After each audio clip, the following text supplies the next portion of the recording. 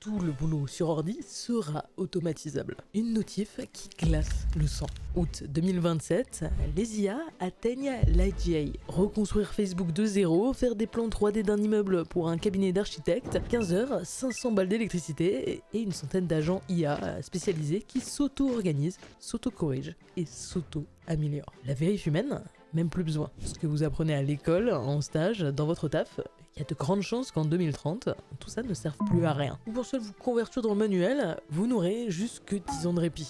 Robot taxi, robot d'usine, robot de nettoyage, agriculture robotisée en conteneur, aucun domaine ne sera épargné. On peut se rassurer en se disant qu'on aura toujours besoin de contact humain, mais face à un prix et un temps de réalisation divisé par 4, est-ce que ça tiendra longtemps? Qu'est-ce que vous ferez de vos vies s'il n'y a plus aucun métier dispo? Je vous propose donc d'explorer ce que pourrait être le monde en 2030. Quels sont les boulots qui auront encore besoin de vous, que vous puissiez d'ores et déjà anticiper votre carrière. Généralement, quand il y a une évolution technologique, l'humanité augmente ses exigences et accède au luxe des classes dominantes. Manger les calories d'un roi du Moyen-Âge, c'est 80 € chez Lidl. Se faire laver son linge comme un bourgeois du 17e, 2 € de machine à laver. Qu'est-ce qui est donc accessible aux très riches aujourd'hui, qui deviendra demain une commodité pour tous? Numéro 1, la santé. Des chirurgies du cœur entièrement réalisées par des robots. Bon, ça reste quand même un domaine où il y a une grosse part de psychologie. Pendant encore bien 20 ans avant que les gens laissent une machine leur faire une prise de sang. Ce qui va changer, c'est votre niveau d'exigence. Vous n'accepterez plus d'être malade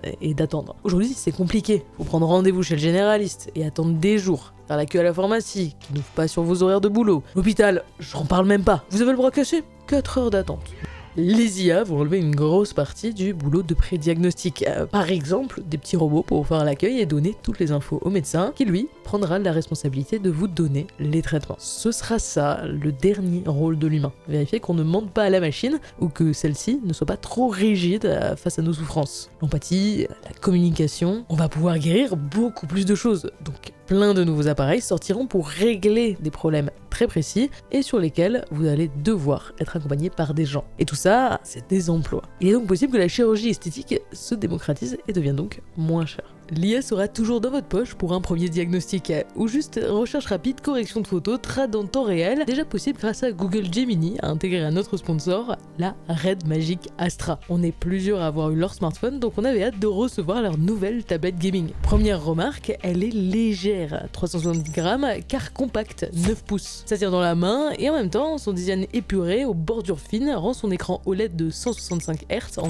2,4K ultra confort pour vos vidéos, la lecture, le dessin ou les jeux. Boosté par un Red Core R3 Pro et par l'IA, son Snapdragon 8 Elite offre des performances optimales. Fortnite à 90 FPS, Genshin à 60 jusqu'à 120 en activant le Game Center. Un hub proposant plein de fonctionnalités dont réticule personnalisé, enregistreur ou screencasting. C'est un peu comme une Switch 2, mais là où la console a une batterie de 2200 mAh, ici on est à 8200. Résultat, 5h30 d'autonomie sur Honkai Star Rail, 33 heures de vidéo avec charge rapide en 70 minutes. En plus, elle chauffe pas. Comme sur leur smartphone, Red Magic intègre un refroidissement à métal liquide, renforcé par une dissipation thermique à 13 couches, un ventilo surpuissant et les premières chambres à vapeur à double couche. Et je pourrais encore vous parler des haut-parleurs en 3D ou de la puce tactile ultra réactive, même avec les mains moites. Mais je pense que vous avez compris, Red Magic Astra est une excellente tablette gaming, disponible dès le 16 juillet. Vous pouvez même déjà acheter des bons de participation anticipés du 10 au 15 pour profiter d'un accès exclusif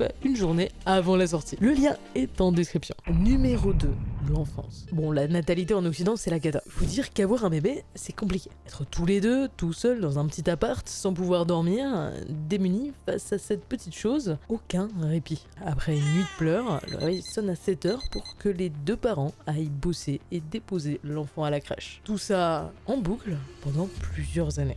Les riches, eux, ont moins ce problème. Ils ont des nounous, ils peuvent prendre des pauses, qui fait des bons moments sans les galères. Alors oui, tout parent vous dira que cette épreuve forge leur amour, mais imaginez maintenant des robots qui rendraient accessible un certain confort dans la parentalité. Ils détectent le problème du bébé immédiatement en analysant les sons et l'environnement. Son lit sera connecté, le berçant de la façon optimale, une peluche IA imiterait la voix de la mère et le divertirait intelligemment. Pour changer les couches, par contre, il faudra encore attendre 20 ans avant qu'on fasse assez confiance à une machine pour faire la manip, mais ça viendra. Pour les crèches aujourd'hui, c'est une galère pour n'importe quel parent.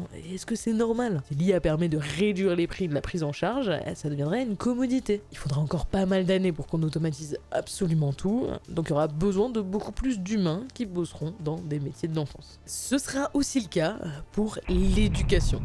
Le métier va traverser une crise immense. ChatGPT, par plein d'aspects, rend l'apprentissage de nouveaux savoirs tellement facile. On peut avoir la réponse à ces questions en direct sans devoir lever la main, sans passer pour le relou. Le pire, ce sera probablement la crise de sens. Pourquoi apprendre des trucs qui, aujourd'hui, sont accessibles avec une simple demande GPT? Les devoirs à la maison, inutile, on trichera tous. Et même en cours, avec l'émergence des lunettes IA, vous aurez la réponse sous les yeux. Vous aurez beau lutter, vous n'arrêterez jamais l'efficacité. Non, ce qui va devenir précieux, c'est l'accompagnement, la qualité de la pédagogie. Le prof sera surtout là pour intéresser les élèves à des concepts qu'ils pourront approfondir avec l'IA. Pour corriger leur biais psychologique, les éduquer à détecter les fausses informations qui vont devenir un vrai problème à l'avenir. Et peut-être qu'on peut imaginer des classes beaucoup plus petites ou à domicile. Parce que les parents ne toléreront plus des salles de 30 où le professeur passe plus de temps à faire la police. L'éducation des adultes va aussi être centrale. La capacité à organiser de très nombreux concepts entre eux, ça va devenir le critère numéro 1 de recrutement.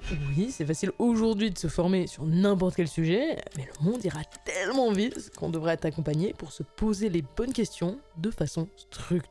Par exemple, essayez d'apprendre à coder avec ChatGPT aujourd'hui. C'est possible, mais le domaine est tellement vaste que vous allez être paumé. Cognitivement, le cerveau humain ne tient pas. Et là-dessus, il y aura un vrai boulot de pédagogie et d'empathie humaine.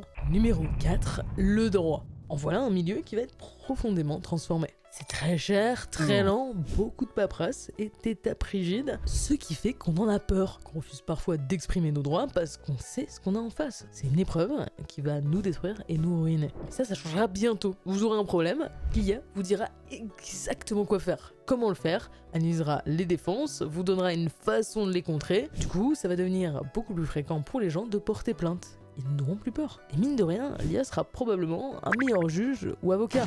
La loi, ça reste quand même des règles instituées par des humains pour des humains. Il y a un rapport à la chair qui fait que les jugements ont une légitimité. Si c'est une IA qui se contente de décider, il y aura moyen de la hacker, de mieux jouer avec le système. Par exemple, si on découvre que l'IA donne des peines moins lourdes aux femmes dans certains cas, qu'est-ce qui empêche un homme de prétendre qu'il en est une? L'IA pourrait éroder la légitimité qu'on donne à la loi. Donc oui, ça restera un milieu où il y aura besoin de beaucoup d'humains, et d'autant plus si le volume de gens qui porteront plainte augmente avec le temps, pour des cas de plus en plus originaux, pour lesquels il faudra créer de nouvelles lois. Surtout qu'en face, les États pourront vous surveiller beaucoup plus profondément, voire la moindre erreur à sanctionner, donc on peut imaginer que l'État sera beaucoup plus sur votre dos, et donc qu'il faudra bien vous défendre. Numéro 5, la cuisine.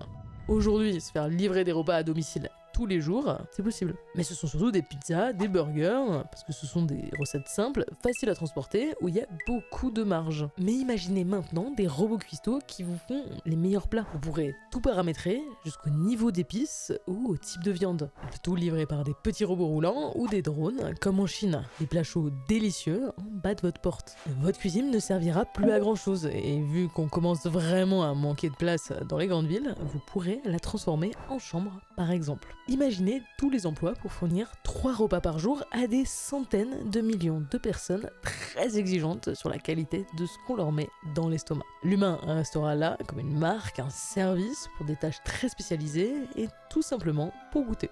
Numéro 6, l'urbanisme et la nature. La ville est hostile et c'est pas normal. Dans un monde où on peut imprimer en 3D un immeuble en une semaine grâce à des machines gigantesques, un monde où les métiers de la construction seront facilités grâce à des machines, par exemple des robots qui peuvent construire des ascenseurs sans qu'on ait besoin d'envoyer des techniciens. Et ben avec ça, on peut imaginer que la totalité de nos paysages seront remodelés pour être le plus agréable possible. Adaptés aux enjeux sociaux, environnementaux, mais aussi technologiques. De vraies villes intelligentes où pourront circuler drones et robots. Vous exigerez d'avoir un air pur, de la nature, sans déchets partout. Donc un grand travail de dépollution qui va mobiliser beaucoup de monde. Vous allez vouloir que ce qui vous entoure soit beaucoup plus agréable. D'autant plus que le télétravail va exploser. Même les métiers manuels pourront être téléopérés à distance, comme au Japon, où le combini est géré par des gens dans un autre pays. Si le temps de travail baisse, aussi plus de plaisir, plus de voyages et plus de mobilité. Chaque ville va devoir se battre pour attirer des gens, créer une expérience indéniablement sensorielle sensorielle et humaine,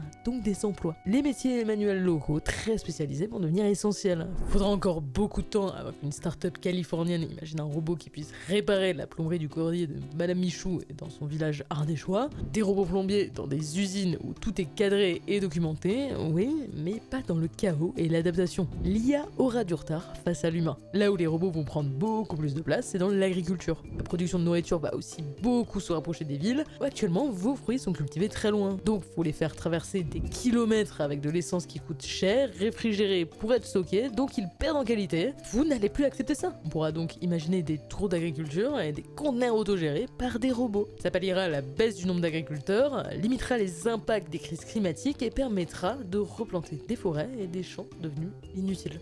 Numéro 7, développeurs, informaticiens et artistes. On les regroupe parce que ce sont eux les plus touchés, déjà aujourd'hui. Oui, ça va être un carnage les prochaines années, mais paradoxalement, ça va en enrichir beaucoup. Parce que maintenant que c'est pas cher et accessible, les gens se mettent à s'imaginer que tout est possible. La petite PME, au lieu de payer des milliers d'euros chaque mois à son logiciel interne, elle peut le recoder elle-même, totalement adapté à ses besoins. Ce grand tatouage sur le dos, par une machine avec un design ultra personnalisé. Ce vieil homme qui rêvait de faire une bande dessinée, il pourra. Alors oui, les devs et les artistes, sauf les superstars, seront beaucoup moins chers, mais ils auront de quoi bosser tous les jours, beaucoup plus rapidement. Même des chaînes YouTube vont être touchées. Il va arriver un moment où Google va dire « Bah en fait, pourquoi payer des gens qui recrachent des pages Wikipédia quand on peut le faire nous-mêmes ?» Si vous avez écouté de la musique sur YouTube, vous avez peut-être, pendant 2 heures, écouté une playlist de musique full IA. C'est quasiment imperceptible. On peut imaginer que dans le cinéma du futur, on vous proposera d'aller voir des films IA pour 5 €, et pour aller voir un vrai film fait main, ça coûtera très cher. Maintenant, tout n'est pas fini. On a encore besoin de gens qui ont une vision, qui ont du goût, qui ont envie de transmettre quelque chose.